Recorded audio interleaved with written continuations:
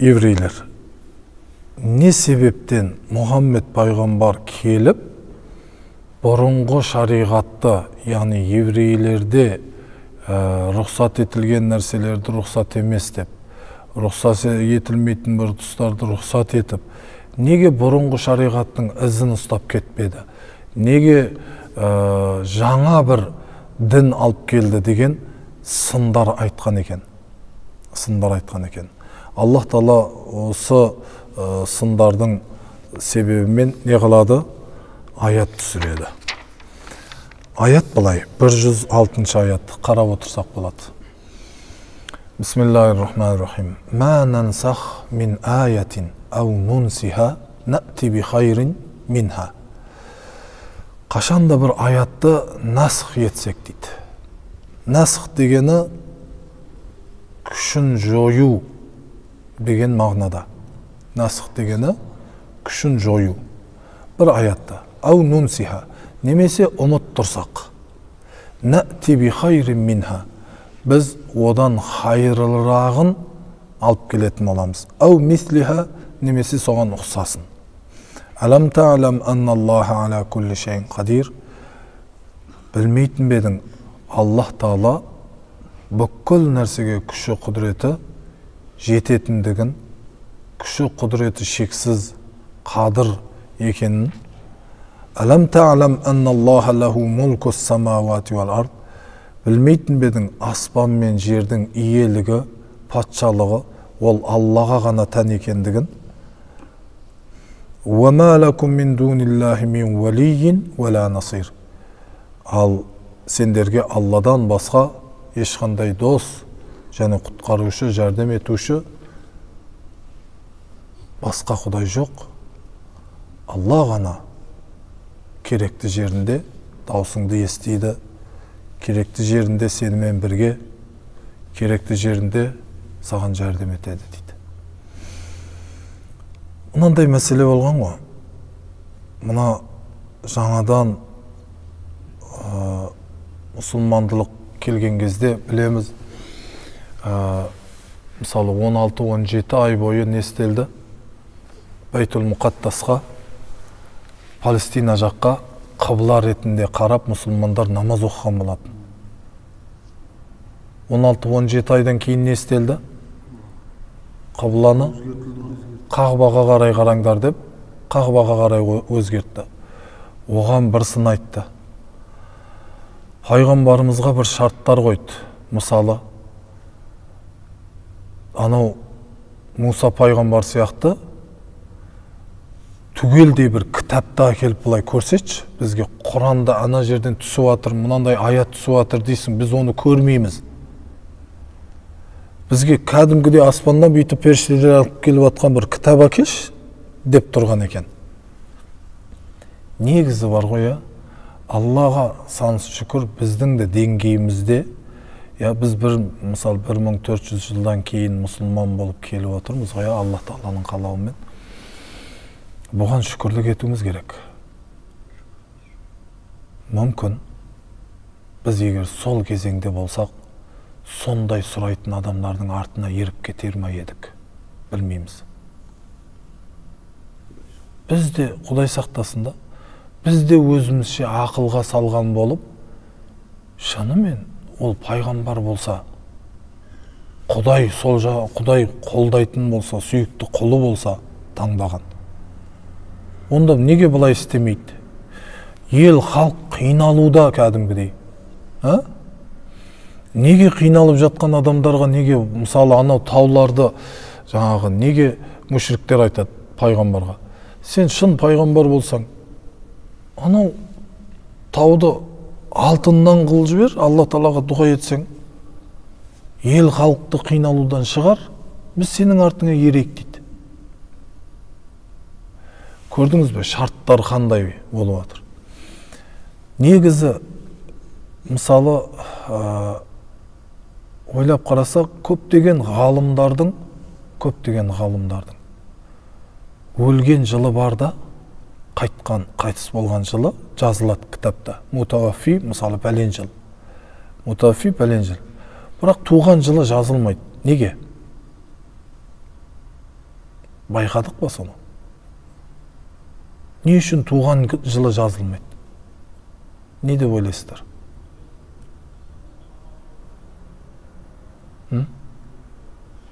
Осы кезге дейін ойландырды ма осы? Қалай? Мұсылман болмаған шығар ол кезде. Мұсылман ғой енді, мұсылман, бірақ не үшін сол туған күндері жазылмаған? Дүниеге келген жылы. Иә. Ғалымдардың көбінің қайтқан жылы жазылады да, туған жылы жазылмайды. Кітаптарда солай да, көп жиі кездеседі. Туған жылын таба алмайсың. Осы жылдар аралығында туылған сияқты делінеді, бірақ нақты туған жыл білмейді. Мысалы отырған осы біз, бір-біріміздің туған жылымызды білмеуіміз мүмкін, солай ғой, бір-біріміздік, осы отырған біздер. Енді күндердің күні, жылдардың жылы бұйыртса, айлар өтеді, жылдар өтеді де, арамыздан бауырымыз ғалым атанады. Ғалым дәрежесіне кетеді. Біз оның ғылымынан берген жаңағы ілімінен пайдаланамыз ғалым болғаннан кейін. Бірақ оның туған жылын әлі білмейміз. Себебі оның өзі де білмейді. Мысалы, ғалым боламын деп ойламаған, яғни немесе бүкіл әлемдік деңгейде, немесе бір қала үлкен деңгейде, мысалы, бір мемлекеттік деңгейде бір ғалым атанады деген ой болмаған. Бара-бара ілімді беру арқылы, жаңағы ілімді жаңағыдай пайдалану арқылы, ілім менен өзінің былай айтқанда іс әрекеттерінде, сөздерінде және де ахуалдарын, яғни кез келген уақытта өзінің халін не істеу, түзетіп тұруы себеп болады. Мысалы, сөзінде ғана шыншыл адамға арабтар садиқ дейді. Сөзінде шыншыл болса не дейді? Садиқ. Сыдық деген сөзден шығып отыр ғой. Сыдық. Шыншыл. Сөзінде не болса? Шыншыл болса, садиқ дейді. Ал сөзі мен ісінде шыншыл болса, садуқ дейді. Не дейді? Садуқ. Одан бір іс-қимылдарынан да, сөздерінен де өтірік байқалмаған адам болса, садуқ дейді. Садуқ деген лабызды, сөзді хадис термендерінде көп қолданылады. Мысалы, мұхаддис бір хадисті жеткізу үшін бір ғалымның алдына барады, жанында жүреді, бірталай жүріп, оның іс-қимылдарын көріп, сөз сөйлегенін көріп, шыншыл екеніне көз жеткізеді, немесе басқалар бұны шыншыл деп растайды, содан кейін барып одан хадис риуаят етеді. Сол кезде сипаттап береді. Садуқ, ол шыншыл. Шыншыл қай жағынан? Ісінен де, сөзінен де. Түсінікті? Енді ісінде де, сөзінде де бүкіл ахуал мына жүрек әлемінде, бұлай айтқанда сыртқы іс-қимылдарында да бәр заты шыншылдық, бірақ ішкі әлемі ше бір Құдай біледі. Солай ма? Ішкі дүниесінде де ешқандай күмәнға жол бермеген, ішкі дүниесінде де әрбір іс-қимылында, әрбір сөзінде шыншылдығы менен соны растап тұратын адамға сыддиқ деп айтады екен. Түсінікті мәселе? Сыддиқ. Абу Бакырға не дейді? Сыддиқ. Абу Бакыр сыддиқ. Үмбеттің шыншылы. Хазірет Али радиаллаху анху да мен де үлкен шыншыл, мен де сыддиқмын дейді. Яғни, үш жағдайда да мен өзімді сөзімде де, ісімде де, ахуал, жүректегі мына батын, яғни көрінбейтін ішкі дүниемде де шыншыл екенімді, Аллах Тағалаға шыншыл екенімді мен өзімді растаймын дейді. Мысалы, бір сөздерінің бірінде былай дейді. Егерде егерде жәннатты Аллах Тағала көзіме көрсетсе дейді, осы дүниенің өзінде, немесе тозақты көрсетсе дейді, шаң тозаңындай зәрре дейді, менің сенімім артпайды да кемімейді дейді. Мен көрмей-ақ олай сендім дейді. Ойлап қараңыз, сөзді қараңыз. Біз дәтіміз бар ма осылай айтуға? Мен шыны керек, бір дәтім бар десе шықсын ортаға. Мен жәннатты, тозақты көрсем, иманым ешқандай өзгермейді дейтін адам бар ма қазір? Көрдіңіз бе? Абу Бакр Сыддықтың сыддықтығы Расулулла саллаллаху алейхи вассалам пайғамбармын дегенде, ол Алла елшісіне саллаллаху алейхи вассаламға дереу сенді де растады ғой, сөзіменен калимасын айтты, ісіменен де растады, жүрегіменен де қашанда Расулуллаға ешқашанда ішкі дүниесімен де қарсы шыққан емес, күмән келтірген емес. Көрдіңіз бе мәселе? Бұның бәрі неден туындады? Неден туындады? Мысалы, замандасымыз, немесе кластасымыз, кез келген, мысалы, осы айналамызда жүрген бір бізден кіші болуы мүмкін, бір бала өсе келе Аллах Тағала бір дәрежеге ие қылса соны. Күндердің күні ол ғалым болса, әулие болса, замандастары не істейді оны? Дереу қабылдай ма, әлде не істейді? Ой, кеше мұрынбоқ бала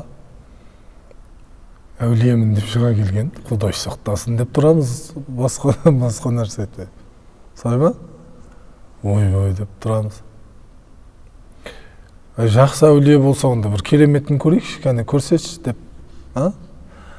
Егер қарасаңыз, Бекет аталардың да мысалы аңыздарда, мысалы кейбір мысалдарда қарасаңыз, кәне әулиені көрсетті деп, аңыздар мысалы түйенің ізін арқасында көрсетті деген нелер бар, тағысын жаңағындай анау түрікмен кісі бірінші болып сұрады, сосын соған қарай кеттім деген сияқты сөздері, ел арасындағы, халық арасындағы нелері қарасаңыз, бұл нені білдіреді? Сол замандастары одан керемет сұраған. Қайсы сен әулие болсаң, бүкіл халық сен әулие дейтін болса, қайсы бір кереметін көрейші деген сияқты. Түсінікті мәселе. Бұл нені дәлелдейді? Нені дәлелдейді? Жоқ, сіз мысалы келесізді, мысалы Асқар сен әулие болсаң, кәне көрейші, бір кереметіңді деп тұрсаң. Демек, мен саған әлі әулиелігіңе сенбей отырмын деген сөз. Солай ма? Түсінікті мәселе? Бұл енді, бұл айнат бенен болса, айнат, яғни қарсы шығу менен, яғни кәдімгідей саған қарсымын, сен болсаң да, болмасаң да мен сенбеймін саған деп тұратын болса, Алла сақтасын. Бұл көпірлікке алып баратын дүние. Мүшриктердікі, еврейлердікі пайғамбарға қарсы сондай болған екен. Түсінікті мәселе, сен пайғамбар болсаң, бізге аспаннан кітап әкел. Сен пайғамбар болсаң, ана тауды бізге алтыннан қылып бер. Сен пайғамбар болсаң, сен үйт, сен бүйт. Неге бұрынғы біздің ата-бабаларымыз келатқан жолды неге сен дұрыс емес деп шығасың? Неге әртүрлі құдайларға сыйыну дұрыс емес деп шығасың? Деген сияқты сындар көптен көп айтылған. Аллах Тағала қасиетті осы аяттарда біздерге бұны түсіндірмекші. Қасиетті Құранда алғашқы кезеңдерде кейбір аяттар болған екен, кейбір үкімдер болған екен, кейбір сүрелер болған екен. Аллах Тағала оларды мансух қылады, күшін жояды, үкімін жояды, немесе саналардан ұмыт қыла салады. Мысалы, Айша анамыз радиаллаху анха, Убай ибн Каб және Хузайфа деген сахабадан радиаллаху анху риуаят келеді. Ahzab деген сүре бар. Ya 22. parada келеді. Ahzab сүресін түскен кезеңде біздер оқып жүргенімізде Бақара сүресіндей ұзақтықта оқитынбыз дейді. Яғни ол өте ұзақ сүрелер, ұзын сүрелердің бірі еді дейді. Мысалы, ең ұзын сүре қазір қайсысы? Бақара сүресі. Ахзаб сүресі де бейне Бақара сияқты түскен еді дейді. Бірақ біздің есімізде жоқ осы түскен аяттардан басқа дейді. Аллах Тағала ұмыттырып жіберген. Бұл ұмытудың, бұл үкімдерді, бұл аяттардың күшін жоюдың нығмет екендігін Аллах Тағала баяндайды. Жалпы ғұламалар айтады, мұна ұмыту бір нығмет дейді Алла тарапынан. Мысалы, адам бір басына түскен қиыншылықты ұмытпаса қалай болады? Қуаныштың ешқандай дәмі қалмайды. Солай ғой? Мысалы, бір жақсы көретін адамынан айырылып қалса, көп көрдім мен сондай адамдарды. Сондай жас балдарды, сондай жас қыздарды, жақсы көретін анасы, әкесі, бір адамы дүниеден қайтқанда сағы сынады. Болды өмірден үмітін үзетті, ана қайғыны ұмыта алмайды. Ұмытса, өзін кінәлі сезінеді. Неге ұмыттым деп. Күліп қалса мысалы, тағы өзін алып барады да сол қайғының ішіне салады. Ұмытпауым керек деген сияқты болады. Сөйтіп не болады? Жаңағы қарасаңыз, сондай уайымның ішінде өмір сүреді. Алла Тағала ұмытып атса да, ол өзін апарып соның ішіне соғады. Бұдан нені түсінеміз? Алла Тағала негізі өзі адамның атауын, екінші атауын инсан деп атайды. Инсан дегені не? Ұмытшақ пенде, ұмытшақ. Демек, ұмытудың өзі де өз орнына қарай не болады? Бір нығмет болып саналады. Мысалы, бір адамның жамандығын ұмытпасаң, не істейсің? Кек сақтайсың. Ақыры өш алуға тырысасың. Ұмытсаңшы, Аллаға қалдырасың, Алла өзі әкеледі. Сен разы болатындай түрде саған әкеледі алдыңа. Немесе оны тәуба еткізіп, 5 уақыт намазын оқытқызып, сондай тура жолға салғызып, қиналғаннан кейін сөйтіп әкеледі, мешітте көріп қаласың, баяғы жамандығын несін ұмытып қаласың. Немесе бір қиыншылықтардың үстінде сен оны көріп қаласың. Бір жерде қамалып атыр, немесе бір жерде үстінен іс жүріп атыр деген сияқты. Бірақ сен қуаныштысың, оны ұмыттың, Аллаға қалдырдың, ешқандай зиян тигізген жоқсың оған. Алла өзінің анау жүрсіне қарай әкелді, жазасын берді. Мысалы, бірде Ар-Рахман мешітіндеміз. Бір жігіт келді да, ана кісіге көбірек уағыз айтыңызшы дейді да маған. Көрсетеді да, ана кісіге дейді да, көбірек уағыз айтыңызшы дейді. Не болды десем? Ой, баяғыда дейді да, мен дейді да, бір балдар болып бір ненің үстінде бәрімізді жаппай үйлерімізден апарды дейді да. Мен жазықсызбын. Бірақ бір орды сол кезде мені дейді да, есімнен кетпейді дейді ана дейді. Ана милиция екен да кезінде. Өлтіріп ұрған ғой ананы. Ана түрін танып қойыпты. Мешітте көріп тұр. Енді ана несін ұмытқан, бірақ әлде де кішкентай барды анаған көбірек уағыз айтыңызшы деп тұр да жаңағы да. Көрдіңіз бе? Аллаға қалдырсаң, жүрегің де тыныш та. Міне аяттарда да кейде не болған екен? Осындай риваяттар бар. Мысалы Сахих Муслимде Абу Муса ал-Ашариден келетін бір риваятта біз сол пайғамбар саллаллаху алейхи вассаламның кезеңінде бір сүрелерді, Барат сүресіндей, яғни Тәуба сүресіндей ұзын бір аяттардан тұратын сүрелерді оқушы едік дейді. Бірақ кейін ешқандай ол есімізде жоқ дейді, ол сүрелер. Сондай бір сүреден менің мынандай бір сөз ғана есімде дейді.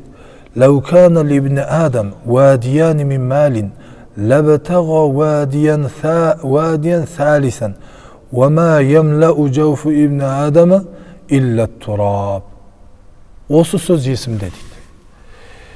Адам баласының егерде екі өзен мал дүниесі болса да, екі өзен, яғни бұлай қазіргі таңда айтатын болсақ, мына бизнесмендердің тіліменен ағыс көзі да, дүниенің ағыс кіріс көзін екеуін ашып қойсаң да, саған дүниені толтырып әкеліп атқан болса да, үшіншісін көздеп тұрасың дейді бәрібір.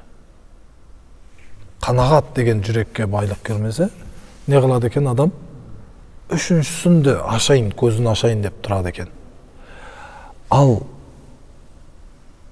адамның көзін екі уыс топырақ тойдырады дейді.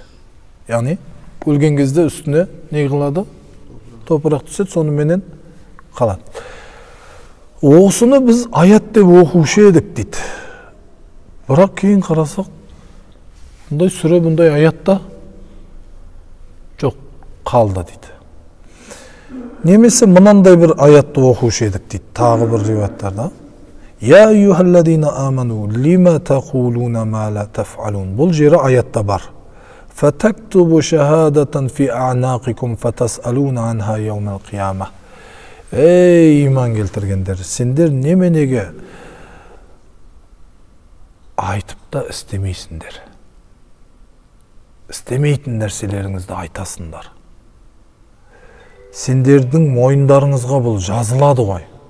Қиямет күні осыдан сұраласыңдар ғой деген осы сөйлемді біздер аят қылып оқитын едік дейді. Бұл да жаңағы Жамиғул Масанидте неде келген? 14-ші томда 584-ші бетте. Демек, осыны біз аят сияқты оқитын едік, ұмыт қылдық дейді. Аллах Тағала ұмыттар жіберді дейді. Кейбір аяттарды Аллах Тағала осылай ұмыттырған, кейбірлерінде аяттарының үкімін не қылған? Жойған. Бұл да болса кім үшін? Адамдар үшін. Момындарға Аллах Тағала жеңілдік беріп атқаны. Бұл өте қажетті дүние. Енді бұл насх тұрғысынан бұл аятты тәфсірлейтін болсақ, насих, мансух деген усул фиқта не бар? Қағида бар. Бұл қағидаларды енді ұзақ бір тақырып бұл. Бұған тақта керек, кәдімгідей жазатын, түсіндіретін да. Жалпы бір мысалдарынан айтып кететін болсақ,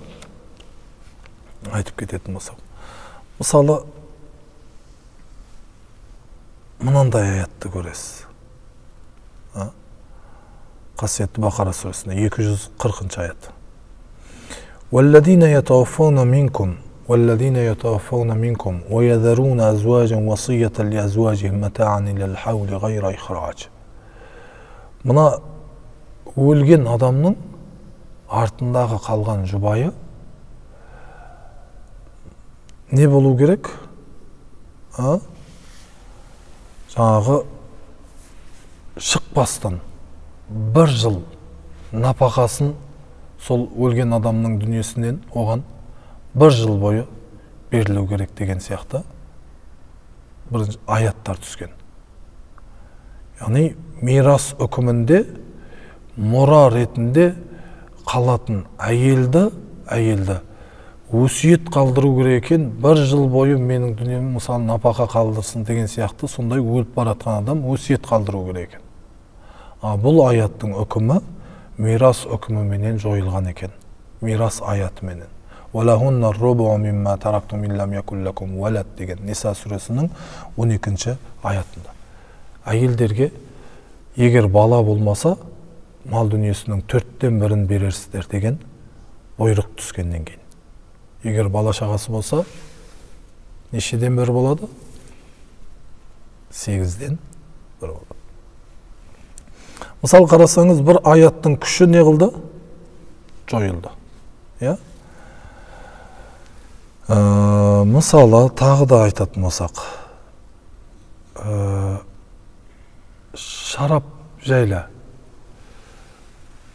кейде көрсеңіз, тіпті алдында бір видеода шықты, мен Құранды оқығанмын, Құранда деген ішімдік харам деген аят жоқ деп сайрап жатыр да, Алла сақтасын да. Білімі жоқ бір кісі да. Мен Құранды бірнеше рет оқығанмын дейді да. Негізі біріншіден Құранның тікелей тек мағынасын оқи салып, біз Құранды ұқтық, түсіндік деу өте қиын. Неге? Себебі, егер бұрынғылардың кітабынан алатын болсақ, бір Бисмиллахир-рахманир-рахим деген сөздің өзіне 19 том кітап жазылған. Қанша? 19 том кітап жазылған. Тәфсірі. Фатиха сүресінің өзіне 70 том тәфсір кітап болған. Қанша?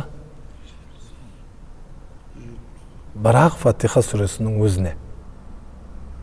Түсінікті мәселе?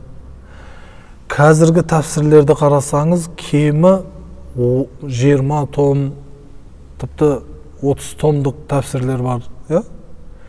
Кемі мысалы 6 том, 7 томда ықшамды түрде шыққандарын қарасаңыз, 6-7 томда.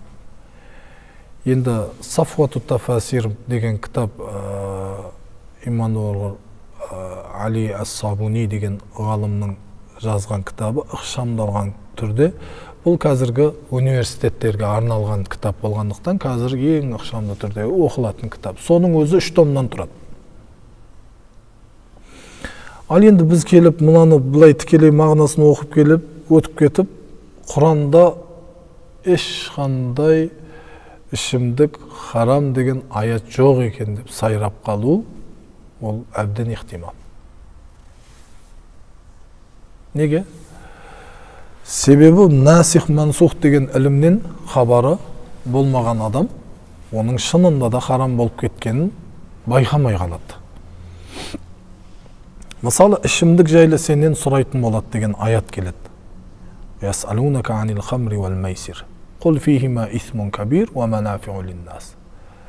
Айт сен оларға үлкен күнә, ішімдік үлкен күнә, азғантай пайдасы да бар бөлек. Азғана пайдасы болмаса, бұлай сыртына қараса, ол үлкен күнә деген аят түседі ең бірінші. Содан сахабалар жан дүниелерін тазартқысы келетіндер, соған құштарлық танытып жүргендер, үлкен күнә деген сөзді естігеннен ақ не қылады? Болды дейді бізге дейді. Тастай салады. Сондықтан бұл уақыт өтеді, екінші топтар не қылады? Әлі нақты емес деп тастамай жүреді.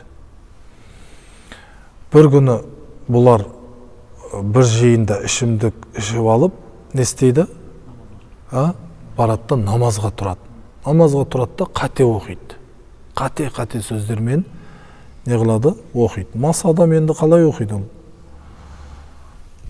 Қате оқиды. Содан Аллах Тағала аят түсіреді. Уа момындар. Я айюалладина аману ла тақрабус салата ва антум сукара. Ей иман келтірген момындар, сендер мас күйлеріңде намазға жақындамаңдар дейді. яғни мастық не қылды? Бір ізгі амалдан тоқтатып жатыр. Намазға сен келе алмайсың. Енді намаз деген сен есігі барлық адамға ашық.